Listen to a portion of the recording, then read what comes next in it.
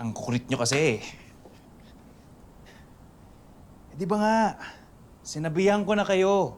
Binigyan ko na kayo ng pagkakataon para hindi na makialam dito. Titigas ng ulo nyo eh. O yan ang gagawin nyo ngayon. Pero alam nyo ito alam mo, pinagtataka ko lang eh. Ano ba sa palagay nyo makikita nyo rito? Hindi pa namin alam sa ngayon. Pero pagdating ng backup namin mamaya, dun magkakaalaman. Tumawag ka ng backup?